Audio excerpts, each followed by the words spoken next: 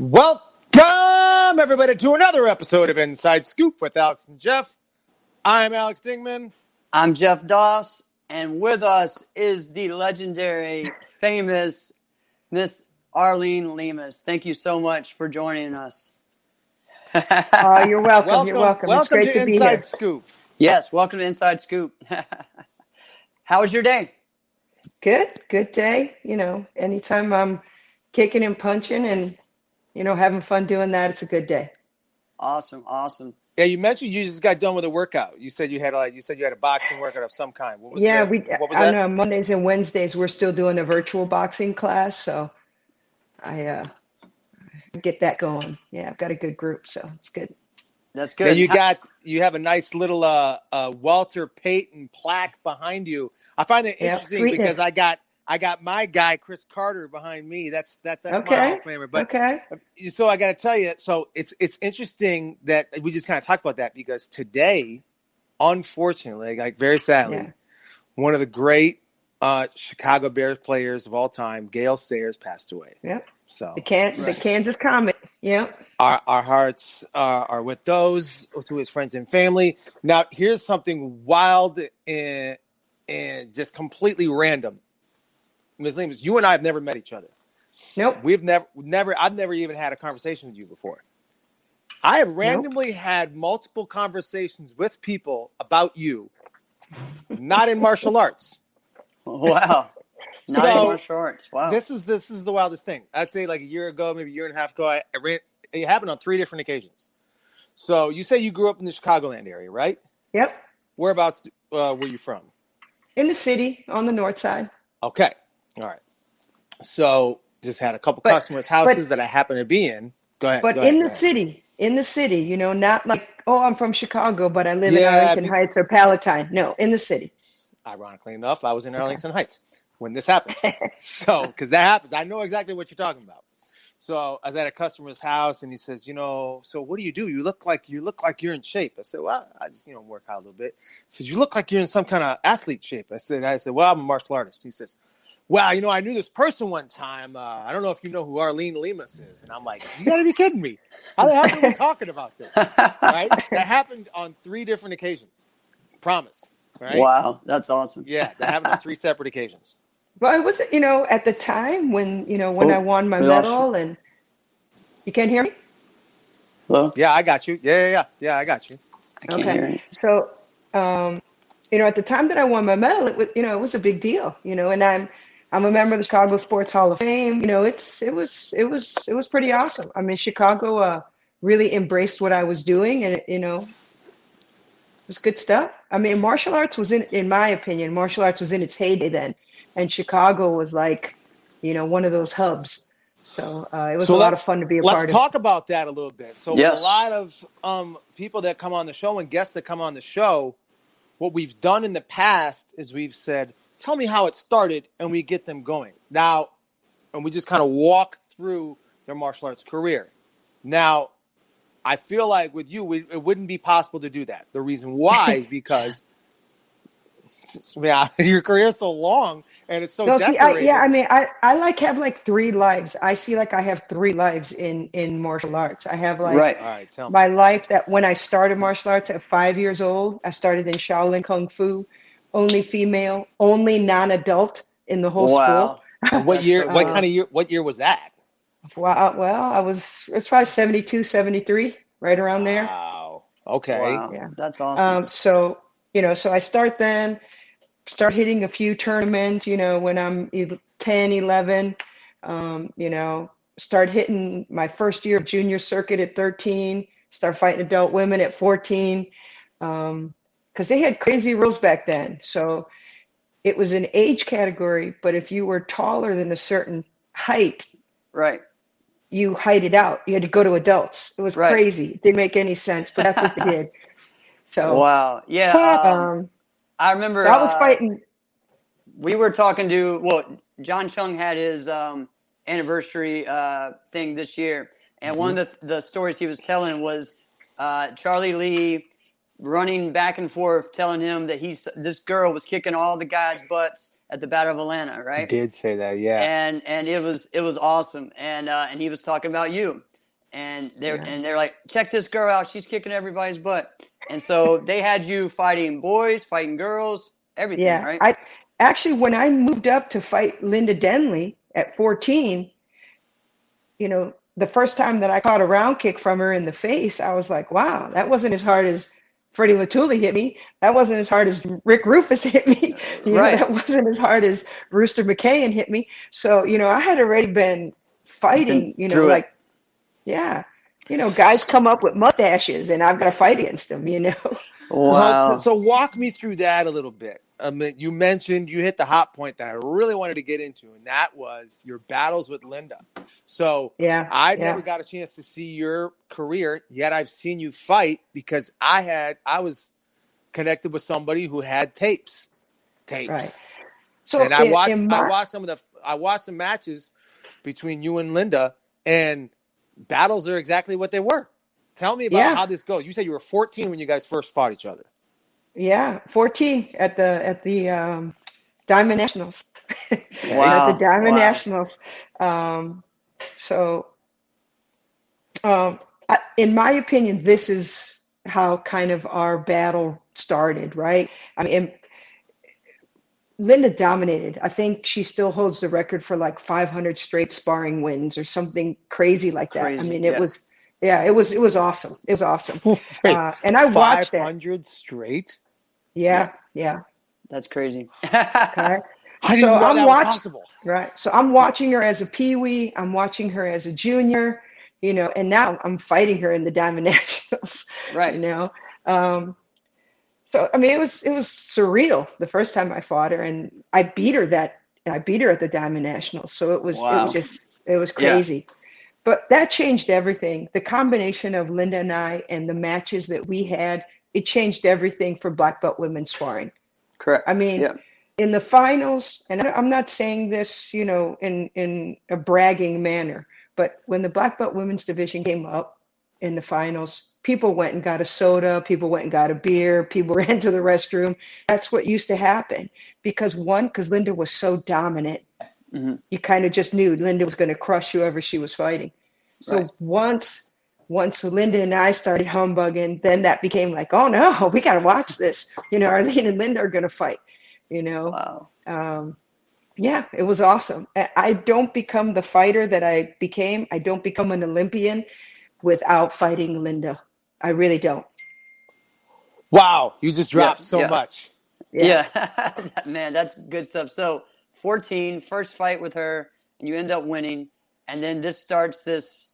I mean, like you said, it makes sense. It changed women's fighting and gave her someone to battle, right?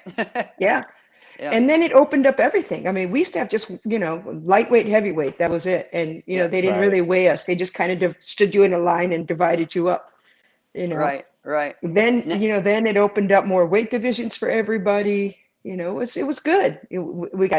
There was a time period there when we were getting equal payment and grand championship funds, just like, the men were getting. So, I feel, Linda and I did a lot. In addition to that, people went like, man, if Arlene can beat her, maybe I got a chance. So then other people started fighting her stronger and harder. So it just improved the whole division. I mean, the women's sparring just took a big jump. Right. It only takes one, right? It takes one per. It's the same thing with when people for a long time just felt like they couldn't beat Raymond Daniels. And when someone did, then someone was like, all right, well, maybe I can do it, and you see it get better. And it's the same. It's the same thing with, I'm sure, with Nasty and different ones like that. So, yeah. Well, I think you're right, Jeff, but I also think Arlene's right on when she was saying, that would be the time when people would just go take their own personal intermission. Yeah. And they would just go do that. But you're right on when you say like that was the point when all of a sudden there started to be more interest in women's fighting. That's not different from other sports. You think about it, like people say all the time that Magic Johnson and Larry Bird saved the NBA because before that, the finals were on tape delay. People didn't really tune in to watch them. They'd be watching it from like a day or two before that. And then also that's not that different than kind of the eras of women's fighting. So post Arlene and Linda, the next real great, not that there wasn't great fighters, but the next real great fighter would probably be Nikki Carlson Lee. So Nikki, Well, you had Shavella too. Shavella, You had Shavella. You had Nikki. absolutely. I mean, man, Nikki's front leg, incredible. There you go. Yeah. So, but then you have to have. Nikki tried to make a run at Olympic style, and she actually had some good success. So she Yeah. came and trained with me to try to transition to that style. But yeah, I remember seeing the videos of that and some of the fights, and I mean, I thought she got close. I think you the issue have for to Nikki have. is Go ahead, Nikki wasn't used to being in a weight cutting sport. And in order for her to have the most success in Olympic style, I think a division lighter would have been better for her. But she was like, "Oh no, I'll just fight heavyweight." Well, it's different, you fight someone from China who's now, like real heavyweight, 6'4" right? In heavyweight, yeah, right. Well, since you brought it up, let's talk about that. So when you say the Olympic style and Taekwondo, that's different. You mentioned you started in Kung Fu. Yeah. How did the Taekwondo transition happen? Yeah, how did that happen? So even when I was training in Kung Fu, I have 4 brothers. 2 of them are black sashes, high degree sashes in Kung Fu, and even when we were training in Kung Fu, there were no Kung Fu tournaments. There were only Taekwondo tournaments in Chicago. So we would take off our sash, take off our black, butterfly uniform. Yeah. Put on you got a target on your back when you wear one of those anyway. Yeah. Put on a Taekwondo uniform and go fight in Taekwondo tournaments. It's just that we couldn't groin kick. Right. Until the Midwest tournament circuit started, and then groin kicks were allowed, and but yeah, we would just change our uniform and go fight in these Taekwondo tournaments, even as a young person. That was still the majority of the way we fought. Okay. Wow. Now, what style of Taekwondo is this? Is this ITF Taekwondo or WT? Yeah, right. And they changed it. They used to be WT. They used to be WTF, right? But now what that stands for with kids, right? So it's WT, World Taekwondo. Yeah, WT. Okay, so now that is Olympic style Taekwondo. Yeah, that's and the transition. Hard. So what was happening at that time is I was finishing up high school. I was fortunate. I played softball and basketball in high school, and I had schools looking at me to play those sports. Okay. So I had a couple offers to play for a scholarship, softball and women's basketball. So at that point, I was on my mind. I was thinking, okay, I'm done. I've been the number 1 female fighter in for all practical purposes at that time, the world, but definitely North America. So I'm just going to do these other sports and, go to school, go to college. And then someone said, hey, Taekwondo is going to be in the Olympics in '88. And I was like, okay, try this tournament. This tournament's, going to be this weekend. It's just, regional tournament. So I said, okay, these are the rules. You're going to fight 3 rounds. They're not going to stop. They're not going to call points. Yep. Right. So I thought I was pretty good, So I get to this regional tournament and I'm front legging, pop, pop, pop, pop, pop, kicking him in the head, but they're still coming. Yeah. So in my mind, I had convinced myself fighting point that, if I wanted to go knockout, I could, but I'm just fighting point. But here I was kicking these people as hard as at that time that I could, and I wasn't knocking them out. Right. All right. Wow. So I get back from the first round and I'm like, what the heck? Come back out for the second round. I mean, after I finished that first fight, I was like, sold. I love this. This is a new challenge. This is awesome. My chest is burning. Okay, when can I start training? It was a new goal for me. And I was hooked at that point, from that one regional tournament. I was let's do it. I'm ready. So okay, so you spelled it out right there, right? How different it is. I've competed in a few WT. Yeah, WT. Yeah, right. Let's say WT. Let's say World Taekwondo Federation. You could just say Olympic style. Yeah, Olympic style. Okay, Olympic style Taekwondo tournament. So I've competed in a few of them. When I was in Minnesota, there was the World Taekwondo Academy with Bayong Yoli and Oi Lee. Like they had. Yeah, Oiley's good friend of mine. Oh, Wow. wow, that's crazy. Right? We share the Okay. same birthday. February Wow. 9th. Oi in there. Yep. Wow. Didn't think that was gonna Wow, happen. that's cool. That's cool. Yeah. Yeah. So, I trained with him a little bit. Yeah, that guy, he is a beast, all right? And Yep. he's good. So, and I learned right away, I don't know what the heck I'm doing. And I had the same mindset as you. It was like, I don't run into, at that time, the only person who ever outkicked me was Jason Borelli. And Jason Borelli ain't at this tournament, so I don't have a problem. Except I had many problems. The best and strongest kickers I've ever faced. Yeah. We're all Yeah. Taekwondo kickers. Now, I watched this. Now, were some of the rules, and tell me this, was there the rule that you can't punch him in the face? Was that a rule? Yeah, still? there's no face punch. There's no face punch still. So that messed But with now, me.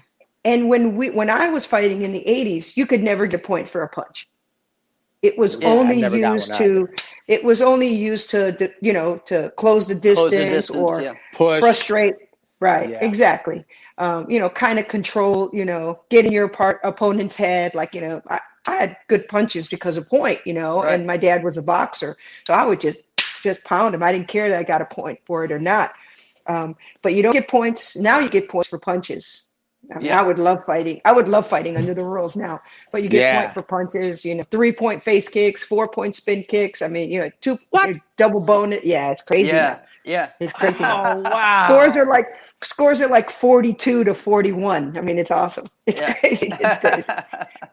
Never have I ever had that. That would be fun.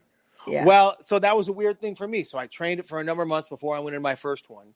And then sure enough, guy goes chest to chest because that's what you do. Since you can't punch to the face and you want to jam them, right. What was happening is they would just go chest to chest. And then right away, my initial reaction, just an instinct, I just grabbed his uniform, pulled him, and then punched him in the face. And right before it was going to go, I tried to stop it. And it was like a weak punch. But he looked at me like, what would you do that for? That was the rudest thing. Right. Yeah. I tried to apologize like right away. I'm like, man, I'm so sorry. Well, yeah, I mean, it's more than just the rule, but culturally, it's offensive for Koreans to be struck with a hand to the face. Culturally, it's like spitting on them.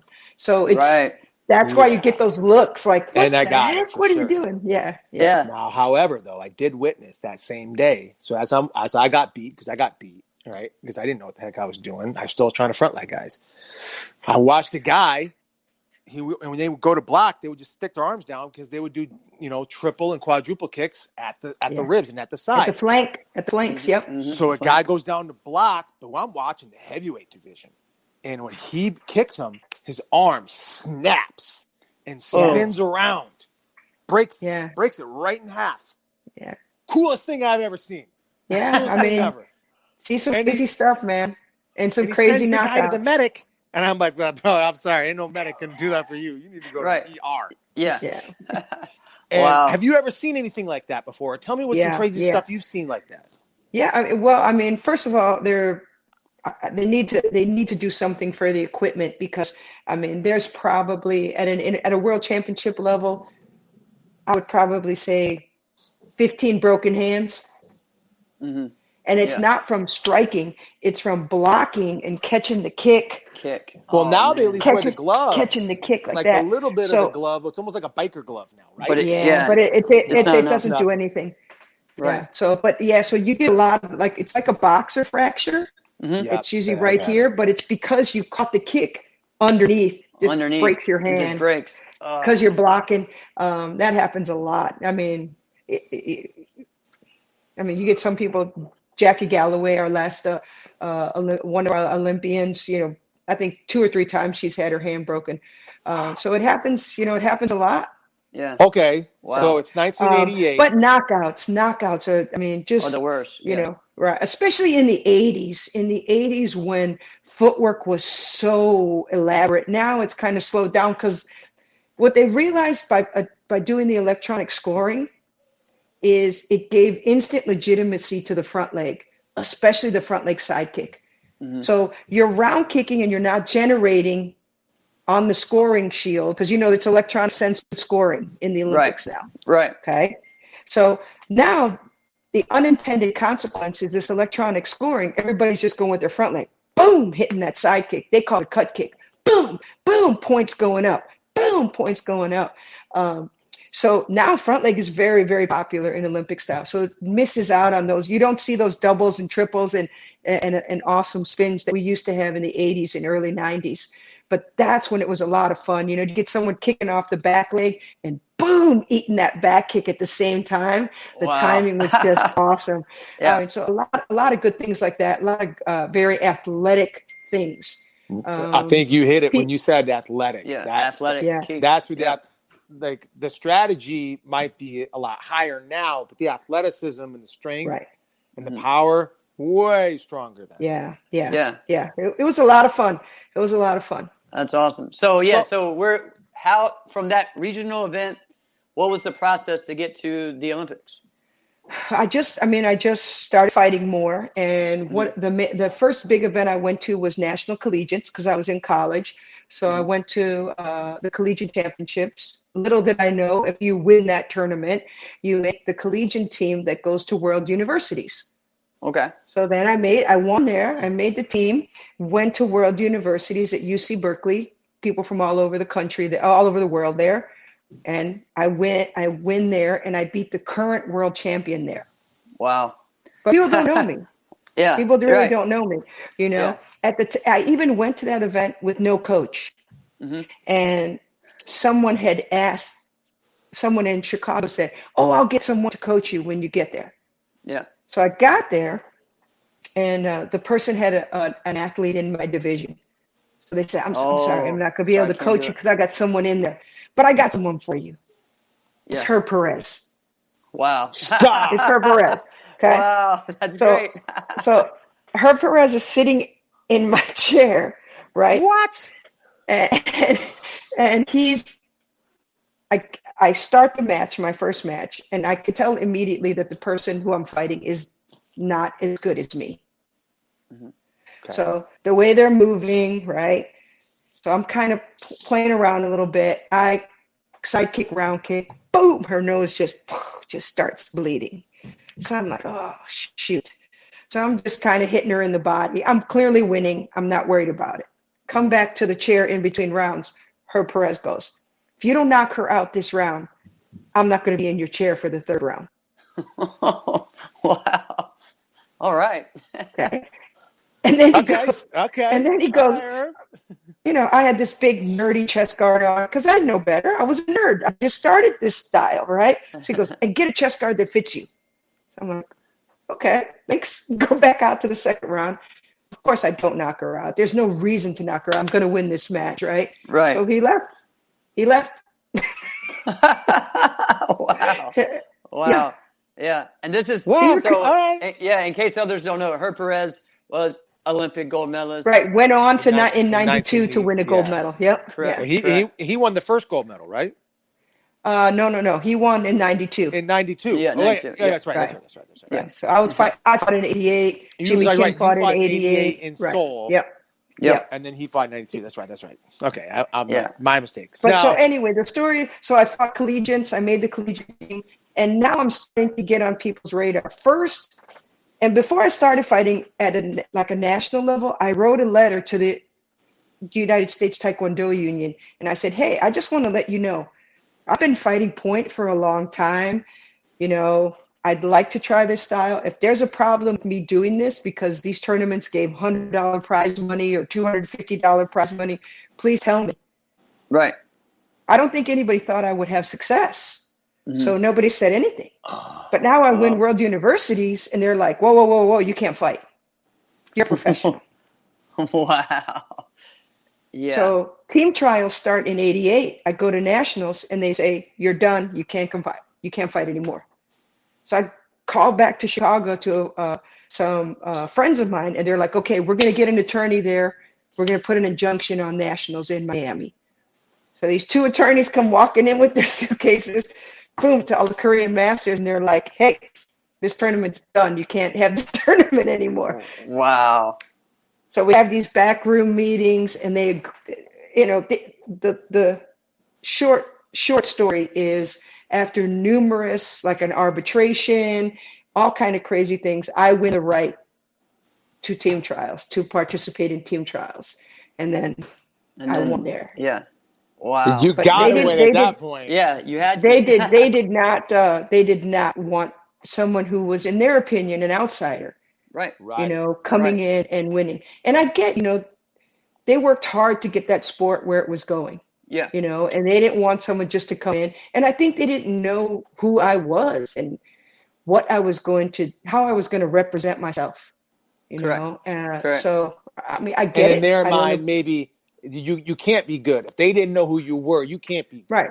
Right. And if I didn't Right. have a Korean master and all those Yeah. things, Oh Right. yeah. Yeah. the coach Yeah. that I trained with in Chicago was named Kareem Jabbar, not a Korean master. Right. Right. So Yeah. Wow. yeah. Wow. Yeah. So I mean, man, that definitely, I'm sure a lot of people in sport martial arts can understand that. Going from different leagues, and feeling like that, or going from different styles. Even from if they went from traditional to an open tournament, or vice versa. I know we've Yep. had a lot of our people lately who have transitioned from sport martial arts into the WKF style circuit. Right. With the And so, with the yeah, goal of the Olympics, I hope. right, I mean, right, right. I'm torn. I'm torn for karate. I'm excited because I know what that felt like. Like, man, Taekwondo's in the Olympics and I'm going to be involved. I know how awesome that feels. But I also I have lived through the, in a sense, the watering down Mm-hmm. of Yep, Taekwondo. right. The watering down I of wanted to it talk to you about that. as a Yeah, martial art. yeah, And I hope karate does it different. I really do. I remember in the 80s, and I thought it was the strangest thing that our coach, Grandmaster Sang Lee, was a U.S. coach at the time. When he'd walk into the arena, into the gym when we'd start working out, we would all stop, stand up. Hello, sir. yeah, Hello, sir. Good morning, sir. And he used to tell us, guys, don't ever lose that. When the swimming coach comes on the deck, the swimmers don't come out of the pool and say good morning. right. They just pretend like he's not even there. When the basketball coach comes, the players just keep talking and they don't acknowledge the coach. Don't lose the martial art Right. in this, And for whatever reason, we lost it.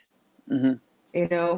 Even myself, my guys, we'll work out in a t-shirt, we'll work out, we have never done that in the 80s.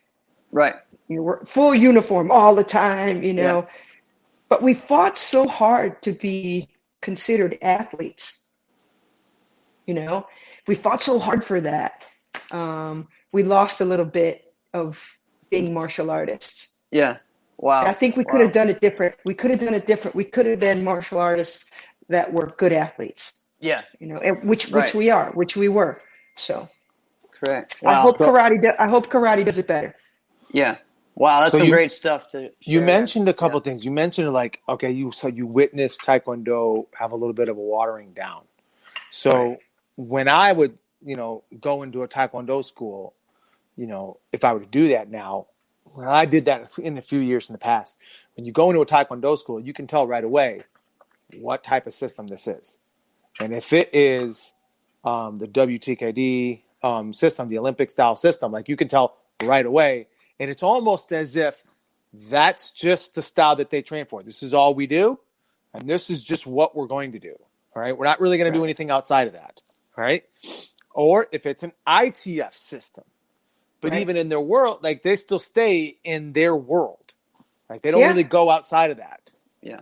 I mean, you have people like Oi, who are, to me, are very innovative, right? He's got his kids doing boxing drills. He's got his kids doing jiu-jitsu.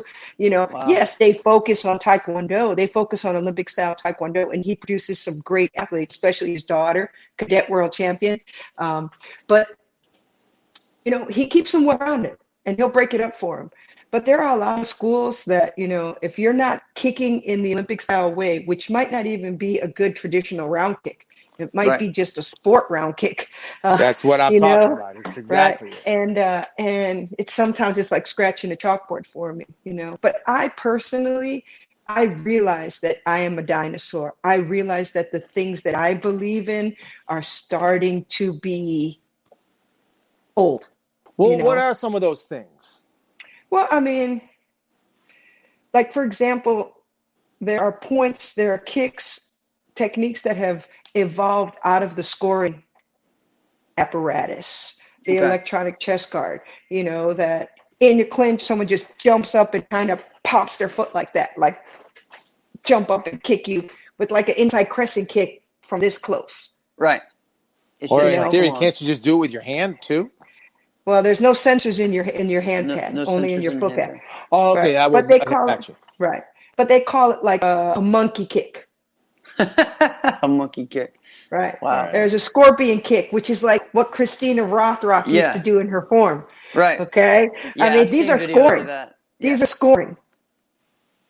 Yeah. There's a fish kick where they jump up and kind of throw an in tight round kick, like brush across the chest guard. Great. To me, I'm not saying anything about the athletes. The athletes are fighting to the rules. They're fighting to the predicament that they're in. And they Exactly. do some pretty incredible stuff. But I don't want to, my athletes suffer because I'm not going to drill them on that. Okay, guys, today we're going to do, fish kick. Right. I can't, Yeah. guys. Yeah. We're going to throw a round kick where we chamber and we pivot and we kick through. And Yeah. I'm sorry that's not scoring right now. Right. So Right. I feel like I'm doing a disservice. See, But, but it's yeah. predictable. But if you let them know that going into it and say, listen, you're not a fool. You see that these fish kick things happen. I can't teach it to you because of this. Right. I mean, so it's not like you're just being Right. transparent, then, aren't you? Right. No, and I will. And I'll say, guys, okay, we're going to do this drill. We're going to work this drill in the clinch. If you want to practice that fish kick out of this clinch, please feel free to work it in. Just make sure But I'm not going to drill and say, okay, ready, go, jump and fish kick. No, I Right. can't. I can't. That's not me. Oh, man. All right. So let's get just into that moment of what it was like at the Olympics. And then we'll go into your next, because you said you had your early phase, your second one, which is this phase, and then your next one. And we want to get into that as well. So. Right. I mean, Olympic Games were just amazing. I mean, we were the first team to arrive there, first U.S. team to arrive in Korea. It was so important that the U.S. team do well in '88. In my opinion, and in the opinion of many, many people, if U.S. doesn't have the showing that they do in '88, there is no official sport Taekwondo. Correct. Yeah. I think U.S. pushes for sports that they can win. Yeah. they're not going to push for a sport that they can't win. We proved to them, hey, we can win at this. Women's team was number one in the world after those Olympic Games. So, I think we did what we were supposed to do. Go have a good show in there. And then we had a real shot at becoming an official sport in 2000, and that's what happened. But the Olympic Games were incredible. I mean, and the further I get away from it, the more important it is to me, Yeah. It was a great experience. And, I was just kind of, for a lot of things that happened to me, it was the right place at the right time. I was fighting on the first day, was able to capture the first gold medal for the U.S., which got us a lot more press than it would have gotten. Yeah. The national anthem didn't work because they thought Korea was going to win. So we sang the national anthem. So that got us some more press. Just little things like that, I did not know that. Yeah. You couldn't have planned it differently, but it Wow. gave Taekwondo a lot of publicity that we wouldn't have gotten the other way. And the more I'm thinking about this, the more I'm really thinking, like, Arlene, really, if it wasn't for you, I'm not sure Taekwondo would still really exist. And here's why I say that. At least, well, I mean, there were a lot of people. Well, I know that, but let's just be real. In '88, the Olympics was in Seoul, Korea. Okay, and it wasn't decided yet that it was going to continue to be an official sport, right? And it was supposed to be as a demonstration sport. Yep. But it's in Korea, and it's Taekwondo. And they had the big performance for like the opening ceremonies, right? Yep. The big, like the marching basics, when everybody's marching, doing that, everything was insane. It was a nice ceremony. It was pretty cool. Yeah. And then here comes this American. Not only does she win, because it's America, that's a big deal worldwide. If America does something, everybody has to pay attention to it. Okay, doesn't matter whether it's good or bad. You got to pay attention if America does something, and America did something. Not only that, They so much didn't even think that you had a chance. Didn't even have your national anthem. Like, what's the point of getting this thing ready? Right. It's Crazy, gonna right? get smoked. It's crazy. That's crazy. And then, we had a lot of U.S. military there, and they were there in the stands. Mm-hmm. So when the anthem didn't play and the flags were up, we just sang it. I mean, it was spontaneous. It was incredible. Wow, that's so So cool. we're just singing our national anthem a cappella. I'm getting goosebumps. Yeah. Wow. It was so awesome, cool. man. It was That's awesome. so cool. Now, do you have your gold medal near you or no? Yeah, Mike I don't Bates have is my asking I if don't you have could my show us gold some. medal. I don't have my gold medal close, but I do have my participation medal from the Olympic Games. All right. Get it? This is so So, cool. hang I can't believe on, this. hang on. So everybody gets one of these. Let's see if Okay. you can see that. When you go. So that's all right. as a participant in the games. All right, Wow. so Kinda cool. so everybody gets that. Yeah. This is just That's pretty dope. one of the Yeah. opening ceremony things we were supposed to wear. Yeah. And then here's World Championship medal. That was in Yeah. '91. Bring it over the other way. Yeah. All right. That's Greece. Wow. So Awesome. That's great stuff. Thank you. Okay. But yeah, all right. Yeah. This is my mind is kind of going another Yeah. direction here. So you've got. Okay, we talked about your sport karate career. So obviously, the amount of awards and accolades you have. What I want to tell you is at that Go time ahead. in the '80s, you just fought whatever. Yeah. Right. You fought. I mean, I fought for kick, which was like a kickboxing card. I mean, I fought in a round ring where we locked arms like we were in a Bruce Lee thing. I mean, whatever, wherever, you just fight. You just kept fighting, man. You fight on Saturday, then you fight on Sunday at a different tournament. Yep. Yeah. That's what the benefit was when I moved to Olympic styles. Those guys were fighting 4 times a year. I was fighting 40 times a year. Right. Right. Wow. That was the difference. For me, that was the difference. Yeah. That's just numbers and volume. And then also too that by the time you were of age in Olympic, you had already been fighting women for years. So yes, you kind of were used to that, Right. So, and like you said before too, you were fighting men before you even went into the female division. So it's just you were just. It was 15 to 17.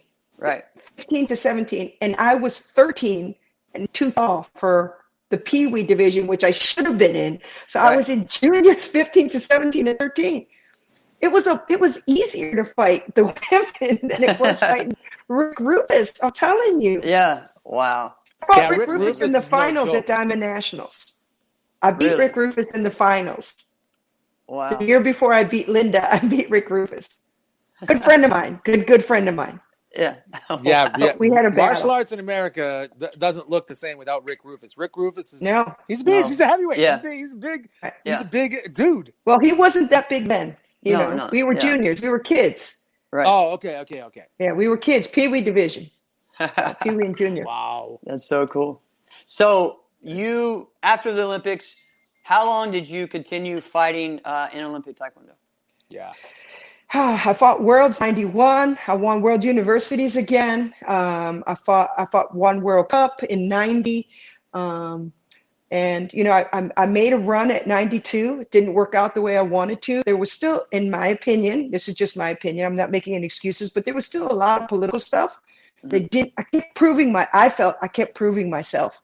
Like, okay, you guys say I'm not committed to Taekwondo. I'm here. I just won a World Cup for US. Okay. Right. You guys still say I'm not committed to Taekwondo. I'm here. I just won Worlds. There are only, I think last count is there's only 14 world champions in U.S. history. At that time it was even less. Wow. Wow.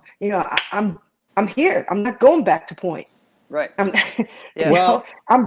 bringing you 20 athletes at juniors, all fighting Olympic style. I'm here. I'm committed to this, and I just think they still felt I wasn't one of them. I still felt like an outsider. You hit it. You said it. Yeah. You weren't one of them. Yeah. And that's what it was. Because I got booed when I won, and it was when I did, Olympic style. It was very clear that I was not a Taekwondo athlete. It was very clear I was a sport karate athlete. and I'm out there, and I'm moving my leg everywhere, and they're trying to putt a chuggy, and they're trying to cut kick, and I'm just moving it all around, and I'm spinning, and I'm just front legging them the whole time. Right. I'm getting booed, and I remember going back, and I wasn't even training with Oi at the time, but it was his tournament, and I'm like, yo, what's going on? Why do they like me? And they go, yeah, they just don't know you. They're gonna boo you. Right. Yeah. You're not one of them. You're not one of them yet. Yeah. You got to get through. I mean, so it wasn't, I had just come off from, winning the Olympic test event, and it felt like, that they wanted someone else. They wanted a different athlete. A different one and, at that time. Right. Barb Kunkel went forward in 92, also a good friend of mine. We didn't have success for that division, but, it is what it is. That was it. And then I started coaching. I opened up a school. I had worked for Jeff Smith for a little bit because he had wanted to transition. He felt that the future for Taekwondo was going to be Olympic style. Okay. So he wanted to kind of revamp his curriculum and add that Olympic style aspect. So I worked with him for a couple years. And then branched off with Elsa Cordero and Ralph Chung, and we opened our own line of schools. Yeah, Power Kicks. Yes. I'm the only one that still has a school, who's actively teaching. But 27 years we've been open in Virginia. Yeah. And that's phase 3. I mean, coaching, and I love it. I love it. I love learning. More about how to motivate athletes and what's going to work for them. And, I knew what worked for me. So becoming a coach and trying to figure out how to teach people how to do what was best for them, what was going to work for their body type, what was going to work for their, their strategies, their mental toughness, all those things. It's just so inspiring to me to try to develop that in an athlete. Right. Well, I think what was interesting and what's great about what you mentioned is you mentioned you had 3 phases, right? And it seems like you feel 100% comfortable with each transition you've made. Yeah. And I gotta say that's commendable, because there's times where I thought about it and I'm like, I don't know, man, maybe I want to go back. Maybe I want to do some more. I'm done. By the way, I'm done. Well, right? I mean, it's not like I hadn't thought about it, because when it became an official sport in 2000, right? When it became an official sport in 2000, I got my athletes mixed up. I came back. I won the Olympic test event for 2000, and Barb Kunkel made that team. Okay. So once again, same thing kind of happened in 92. Danielle Laney went. She took a bronze in 92 when Herb won his gold. And I came back, and that was after a long layoff, and I still was pretty relative, Yeah. I felt I should have made that team in 2000. No disrespect to Coach Kunkel, but yeah, I mean, it was. It's not that I didn't want to try that. I would have loved to have been an official sport. I would have loved to have been an athlete at that level. So I stopped in 92, but I did make a run in 2000. In 2000. Wow. Okay. Awesome. Now, and I fought at some team match at the Capitol Classics in the 90s at some point. That's what I was just going to say. Yeah, that was so much fun. That was so much fun. I shared that growing up. That was one of my favorite set fights ever. Was the Dream Team versus like the new team or whatever, and it was like they did it 2 years in a row. I think they did in 93 and 94, and I don't know if you fought on both of them, but I thought you did. But yeah, I think so. I think I did. Yeah. Yeah, I think you did both. And I know one year it was the Prestige team, which had Nikki, and I think Peaches was on that team, and somebody else.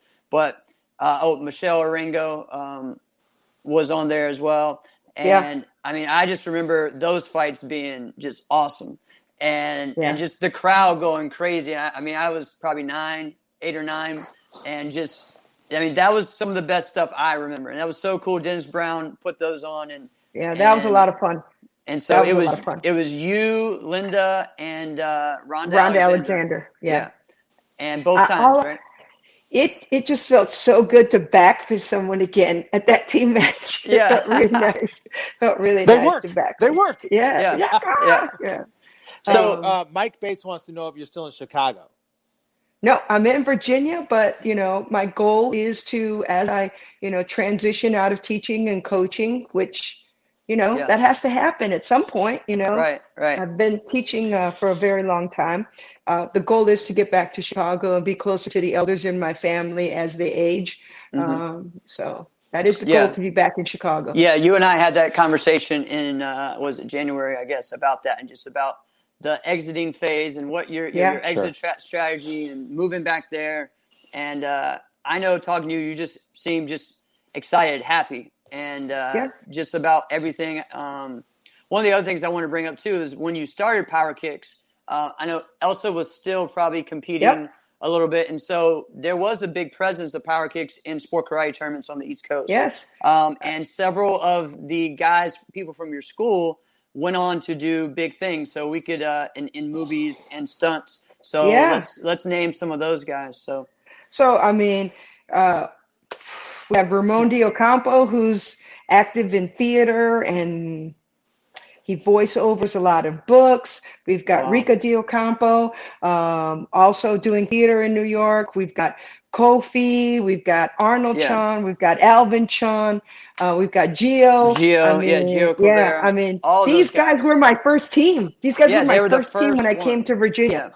Yeah. Yep. Yeah. So Wow. Kofi Annan was from her school. So that's why Right. he would. And you mentioned him as one of your competitors of the week one year, right? Mhm. One time, Yeah. Alex, Yep. and just how his style was just crazy. It was just different, and you didn't see it as much. And it was that Olympic Taekwondo Yeah, because style he that was, he put skipping axe kicking people and jump Yeah. back kicking people. Yeah. Yeah, and he's 17 and a half feet tall. Yeah. What very athletic kid, man. Oh yeah, Very yeah, athletic kid. yeah. Yeah. So it's cool to I'd see love to see him him again. and stuff. Yeah, see him in movies and everything that's going on right now. So Yeah. I know growing up for me, I was in Southern Virginia, so I would see those guys and I grew up with all of them as well. So we were always pretty close, and it was great seeing what Arnold has done and those guys, and just knowing where they came from. I mean Yeah. that just especially in that time, what other top two lady athletes there were there in there? The best forms and best fighting. Producing good athletes. Yeah. Exactly. So you Yeah. had Elsa and Arlene, just insane. So Well, let's mention that for a Yeah. moment because we kind of touched on that, and this kind of goes to a question, an observation, a question I have, and also one that one of our listeners, Mike Bates, also had as well. So I kind of mentioned, like, all right, it went from you and Linda. That was an era. And then it kind of transitioned after that where there was always like a top dog. There was always like two top dogs that were there. The reason I said Nikki's because Nikki spanned for so long that she always had someone else with her along the way. But then it starts to go lately in the last 5 to 10 years in a different direction, Right. where there was Chelsea Nash was just it was just her and everybody was competing for second. Right as Chelsea's making an exit, Morgan Plowden starts to really emerge, right? And it's now flipped. Now it's Morgan, and it's everybody else in the world is really competing. Like, can they be as good as Morgan? Well, right now the answer has been no, right? And so that's kind of where I'm wondering, like, gee, what? So Olympics, Taekwondo in the Olympics wouldn't look the same without you because, right, you did so much for it. But maybe sport karate wouldn't look the same either because you mentioned listen, there were a lot of people. There were a lot of people in Olympic style, especially like someone like Lynette Love, 10-time national champion, multiple-time world champion.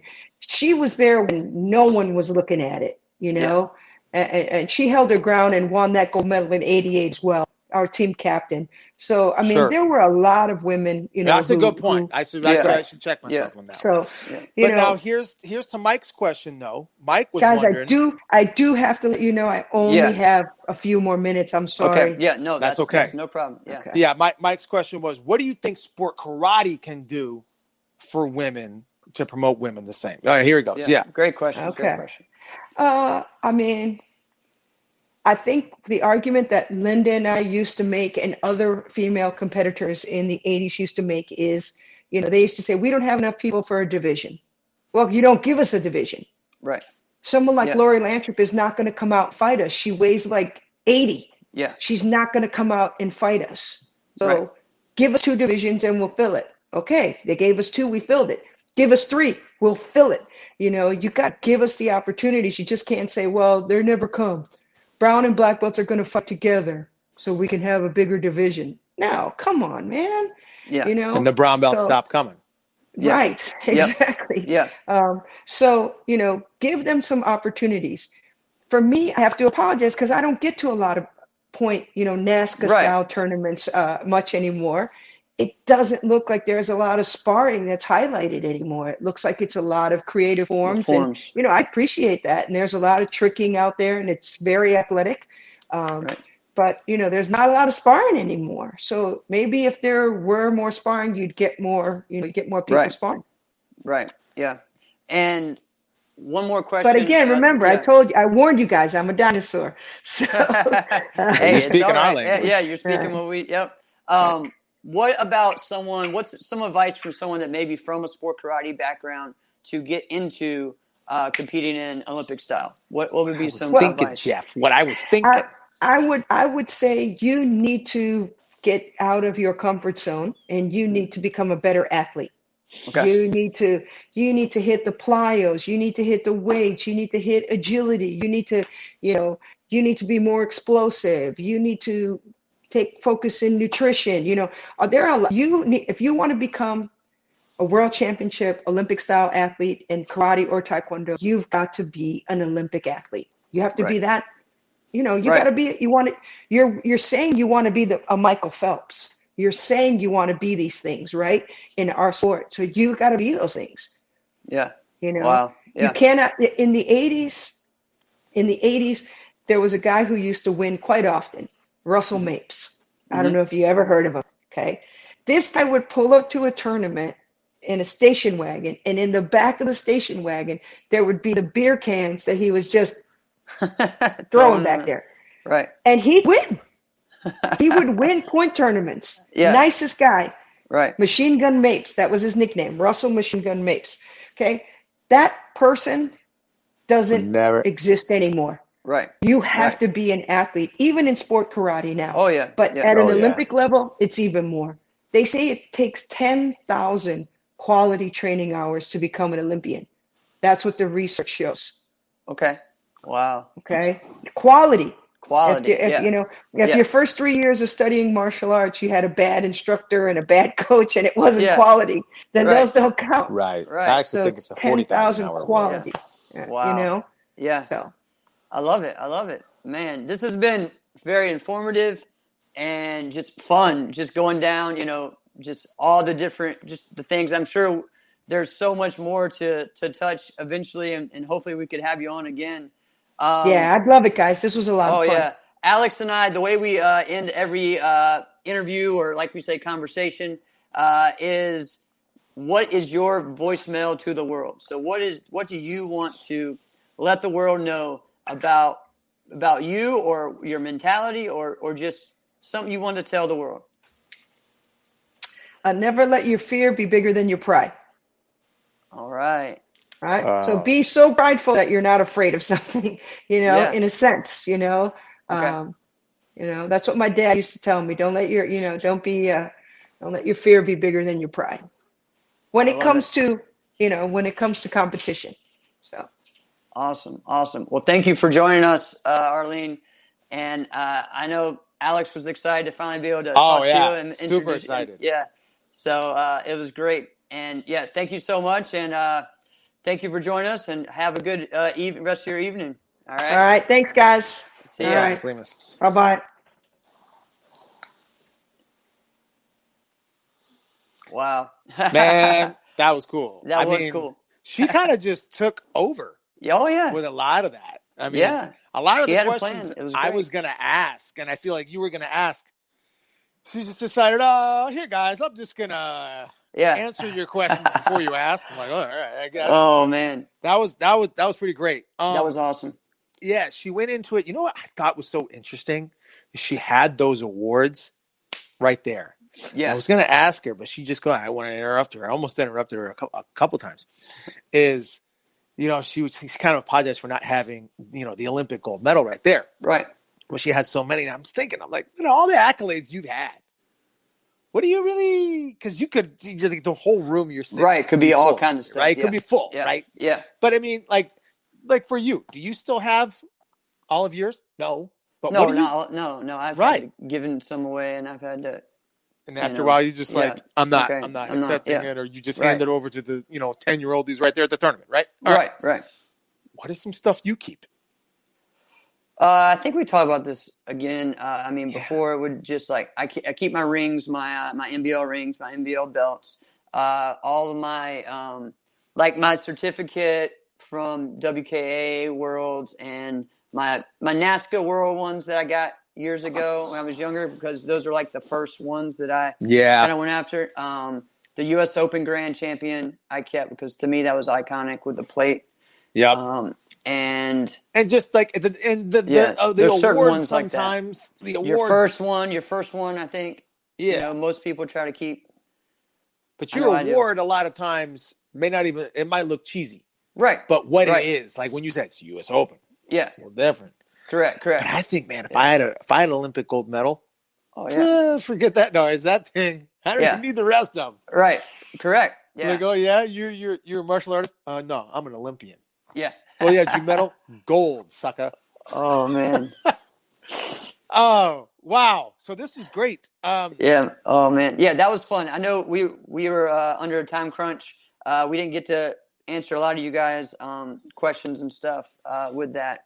But, I mean, man, this was fun. This is so much. Saying, but there's no way that she's giving up the Olympic medal unless my mom wanted it at her house. Yeah. Oh man, that's pretty good. That's true. Let's see. Some people, different people, just sharing different things about, just how awesome that was and how cool she was. Colin O'Brien was saying that she was her Sifu's instructor. Yeah. I know exactly who he's talking about. Charles Wilson. All right. Wow. Yeah. Wow, that's so cool. Is there a website to find NASCA or fame ratings from the 90s nowadays? I have most of the NASCA yearbooks still. I'm going to have to bring those out for a show one time. This is your Jeffopedia. You got all that stuff. I used to have some of those. And you know what I used to do, right? So on the way to tournaments, I would take those, and that's what I would read on the way to tournaments. I would remember who won each year and everything. And then if we were on a trip with someone, they would quiz me. I used to do the same kind of thing, only no one would ever want to quiz me. I would do that, and then the same thing with NBL magazines. So I knew I was one of the only people that knew all the Super Grand stuff and the NASCA stuff. But now it's harder because I don't do that as often. You know what I mean? So it's kind of funny. But yeah, I mean that kind of thing is what we need. We need to have those on the site. The NASCA ones, the fame ones, all the NBL ones. That's the one thing that I always liked, even though the brochure was this thick every year for Super Grands. But the reason why is because it had the results from every single Super Grands in it. So if you won a Super Grands title in that brochure the next year, you were going to be featured. It was listed. It had the results and the rankings, which was cool. Which I think we need more of in our sport. So, man. You're gonna be watching the fights on Saturday?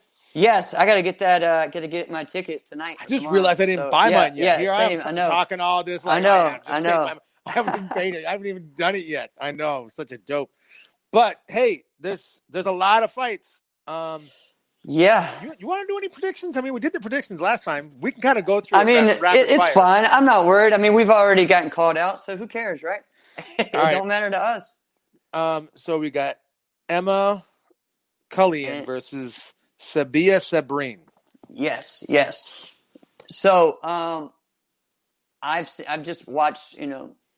I've watched none of them. I've seen Emma before, but it's been a few years. And I've just seen some training videos or whatever of Sabine. So I don't really know. I think I'm going to go with Sabine as the unknown one, but that sounds like she's underrated. So that's what I keep hearing. Yeah. I keep hearing that Emma was like the top dog, and she's been a NASCA champion for a long time. Sabia's no joke now. Right. All right, you're going Sabia. Yep. I'm gonna go Emma. All right. Because why not? I don't know. Why not? Right? Yeah. All right. Darren Payne, the Yep. champion from Virtual Fight Tour 1 Yes. versus Romani Alicia. And Romani, he was showing out at the Battle of Atlanta. He was. He And was I remember showing him as out. a junior, man. He was an His amazing junior his forms were and fantastic. fighting. Yeah, he was great. Yeah. And he's from, under Joseph Greenhall. Oh, and, yeah. He's a straight up guy. Just a straight up guy in a lot of ways. So yeah. No pun intended. Yeah. But that's who I'm going with. I'm going with Romani. Just knowing his work ethic, his just explosiveness, the way that he moves, and he kind of took like a little bit of a break, and I think he probably needed that, and now he's like hungry, and so I'm excited to see that fight. I'm going the opposite. I'm going Darren All right. Payne. Darren Payne, I think, is that good, and I think Darren Payne, he's got a 3-inch reach. Is a 3 or 4-inch reach. Right. On him. I just think he could use that. So I'm gonna go Darren Payne. Okay. All right. And his reach helped him in the last fight. Yep, it did. Yep. And he's not fighting the same type of fighter. No. The spacing could be similar. It could be. It could. But hey, man, we'll see. strategies change. Yeah. All right, we got El Java Abdul Kadir versus Yoskar Games. What are we? So, I'm going to stick with what I thought from the beginning of this. I was impressed with Yoksar over last weekend, watching his fights with high level competitors like Kevin and John Cortolo and other ones, and kind of similar to what Chris talked about, and him and I actually talked about this as well. I guess we all talked about it on the group page, on our message, and that he is maybe better than what you think. We'll just say that.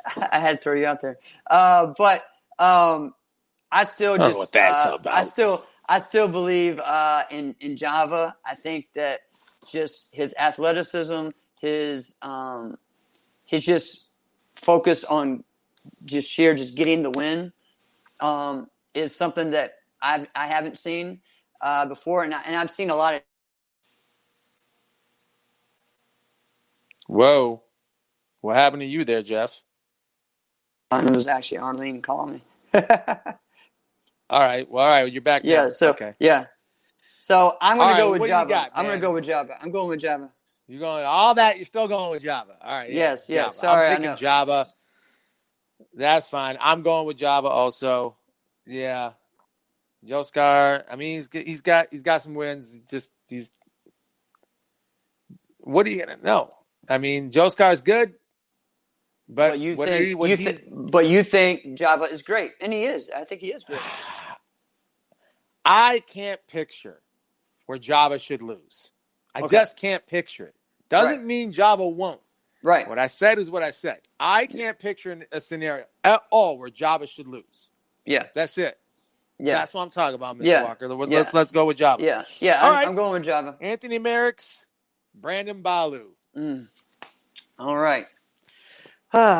So you go first on this one.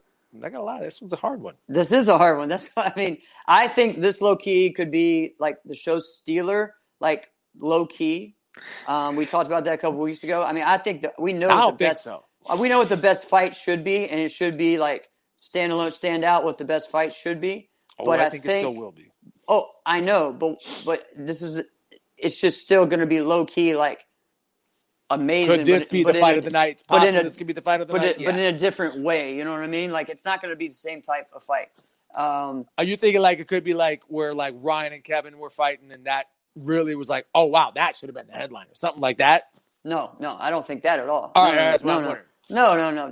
It's not even close. I mean, no offense to anyone else. Like they thought it's not even close. You have Bailey, who is the guy right now, with Jack, who's been the guy, and they've never fought before. That is the fight that everyone wants to see. But we're not the fight that's going to be hard hitting, it may get a little emotional. It may get a little heated. This is going to be that fight. Brandon is intense, man. Like, and he doesn't back down, and he surprises people. I remember us sitting and watching Diamonds together. All of us like, whoa, what is going on? And him just, like just saying, hey, I'm not someone to mess with. How old is Brandon again? Brandon's 24. I thought it was younger than that. I thought he was like 22. But yeah. And Anthony's 29. Yeah, 29. Ooh, yeah, that plays a factor. Anthony's getting close to, if he's not already, he's getting close to his physical peak here in the next couple of years, either now or in the next couple of years. Right. And I love Anthony, man. He's a great person and all that. I just have seen him get up and then get down, get up and get down, and I guess Brandon has had that as well. But I feel like in the 3 rounds, it really depends on what Anthony we see. In shape, focused. Yeah, but when Anthony gets up, I mean, I talked to someone who's a great fighter who swears Ross Levine's the best fighter in the world and gave ever, right? And gave a very compelling argument why. And we've seen when Anthony's up, beat Ross. And I'm like, wow. All right. You know what I mean? Yeah. And I'm gonna go Brandon. I'm gonna go with Brandon. Yeah. I'm gonna say he's about to level up. Not this time, Jeff. All right, Walker's going with Ant. Yeah. All right. Yeah. I'm going with Brandon as well. I think the cage is actually going to be a factor in this because again, if you are up, the running is a little. You can't step out of bounds. You can't do those types of things. So we're going to kind of see where it goes. But Anthony does have a big weight advantage. So, yeah, I mean, this fight can go either way. But I just feel like right now, Brendan is the guy that wants it. He's driven. All right. On to the main event. The young lion, Bailey Murphy, versus the Iceman, Jack Felton. Right. Can we just, I feel like, you know what? Can we just sign a rematch before they even do this fight? Yeah. Because here's the thing. No matter who wins, you're going to want to see this fight again. Yes. We haven't even watched it the first time. No, but we know. I already want a rematch. Right. Oh, man. Yeah. I'm that excited. It's gonna be great. I mean, I'm pumped up, and I'm gonna get it and make sure that even if people aren't martial artists, that they watch it. Wherever I'm at, and be like, hey, watch this. These guys are smart. This is gonna be fast. This is gonna be fun. Let's see it. So, yeah. I mean, all right. I know. I mean, we've hinted at what we think. I think the past few weeks we've talked about these fights and just what we think about Jack and about Bailey. All right, let's just go with it quick. Let's just say who they are. Jack is probably the most respected. I don't know anybody who doesn't like Jack Felton. I'm going to say that right now. I don't know anybody who doesn't like Jack Felton. Agreed. Jack Felton is, it's interesting. I think it was like when Jesse did their accomplishments, Jack just said, world renowned. Yeah. Right. And that's really it. Yeah. All right. And it's really it, man. I say for the last decade, it's been honestly, man, Jack Felton has been known since as a junior. People were absolutely. So pumped. There's only a few juniors that I can think of, and I can think about 10 off of my head over the past 30 some years that I've been in this, that people were just excited and ready to see move up to adults. Yeah. And almost fearful when they did move up. Knowing when they move up. Right. Things are going to change. You're 22, 23 years old. When this 17-year-old pumps up, you are going to lose. Right. Right. And then guess what? Now he's facing that same guy. Yeah. Right? Who else? I mean, over the past 5 years, that was the one that everyone really. Bailey was one of them. Ones, and you know what? Was one of them. Bailey was one of them. Yeah. Well, I remember Ross Levine was one. Damian Rodriguez was one. Alex Lane was one. Yep. For me, it was Willie Hicks definitely at that time. Yeah. Brian Ruth was one. And, Thomas Wright, Jason Facey, those But Brian guys, Ruth was fighting adult when he was 15. Nah, he kind of. I mean, he probably was, but he was still like the top. He was the top junior in forms, weapons, and fighting, and just moved right up on. I mean, his first year he went to JPM. Okay, as an adult. So All right, all right, we're kicking the can enough. yeah. Let's make who So you got. so I'm picking Jack. I've let it known since we've done this. He's my favorite fighter. Yeah. Oh yeah. And so I'm going with Jack.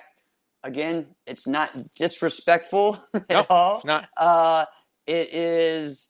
I mean, I love Bailey. I would love to see him keep going at it, and I think he will. What I'm excited about is just what's going to happen over this next month. He has this fight, and then next month he has a big chance to win Pro Point, and that's going to be exciting to see.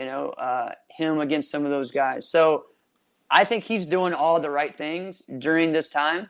Yeah, which is fight as many times as possible. Exactly, and these set fights have given him the opportunity to get the fights he wants and not have to go, wherever to a tournament and then hopefully beat them. Or hey, I won all my stuff, but he didn't.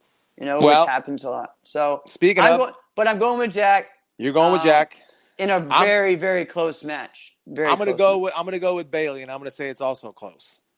And I'm gonna say in the third round, Bailey gets some momentum stuff going, and Bailey just pulls out. Okay.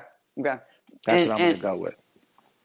All right, and yeah, I mean, I it could go either way, and this is going to be it's exciting to see. I know just the experience level on this is gonna, I think, could make a change, a difference, but who knows?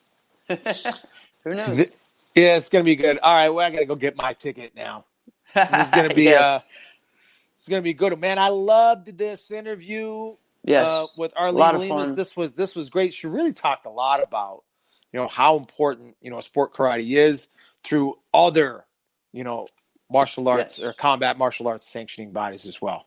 Yes, right. Yes, definitely. Yeah, I loved it. Let's see. We got maybe a few minutes. Does anyone got any questions for us or about that, what we thought of during the interview and to finish up? But I know, guys, that was a great one. What was something else that stood out to you during that? I mean, I know for me, I guess I didn't realize the whole, her being so young. Right. And I knew that she was fighting boys and teenagers in the junior division. I knew that. But again, just the 14 and beating Linda Dinley, your first time going against her, that's crazy. And I knew she beat her. I didn't know it was her first time. Right. That's wild. All right, so this is a good one. Gail puts up, do you think the Bailey versus Jack will be a passing of the torch if Bailey wins? I kind of agree with what Carlos said the other night. I don't think it is because I don't think that means that Jack is done. We're going to get two. Well, how old is Jack? Jack's 35. I think they said 33, but yeah, 33. Yeah, because he's at least 3 years younger than me. So, yeah. He's younger. Oh, yeah. I know. I don't. Did he compete? Did he compete before as an adult before he was 18? Yeah, he did. But I'm doing the math that way. Right. Yeah. What it is. Yeah. No. So yeah. I mean, I think this is just going to be. I don't think it's going to be a pass on the torch. I think it's just going to be I don't know. I mean, just no. If he's 33 or 34, he's still got a couple of years before. Right. And he's still got a few. But hey, man. Right. And I do like what Carlos says. If he loses, he's going to find him and go after him. I can't hear you. Can you hear me? So if you're doing something, I can't hear it. I don't know. But until you get that going, got me now. Mike Bates commented. He said 500 wins in a row. Yeah. That's wild. With Linda. Who the heck knew that? Jeff, you hear me now? Wow. So that was a wild one. Jeff, you back? I can hear you, Jeff. All right. You can? Oh, well, that's important. I'm just the guy who can't hear you. Go ahead, Jeff. Yeah. So I don't even know where we're at. But I don't think it's a passing of the torch. But I do think that it's just going to show that Bailey is the guy, you know, and that, like he said, he's the present and the future. So, can you hear me? No. All right. No, I can hear. If you're asking me if I can hear you, the answer is no. I can't. But if you're asking me if you want me to sign us off, I will sign us off. Hold on.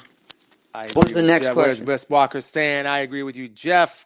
All right. So yeah, that's all right. All right. I'm the oddball out. That's fine. I don't mind that. It's all right. I couldn't hear you guys earlier too, and I Jeff, had to do give the me same a thumbs thing. up if you want me to sign us off, because you don't know what's going on. So all I'm saying, guys, I think it's going to be great. Hope you guys are ready to, have some fun this weekend. Watch it, and man, I think it's going to be exciting. So see everyone this weekend, and go ahead, Alex. This has been another episode of Inside Scoop with Alex and Jeff. I'm Alex Dingman. I'm Jeff Doss. See you next week.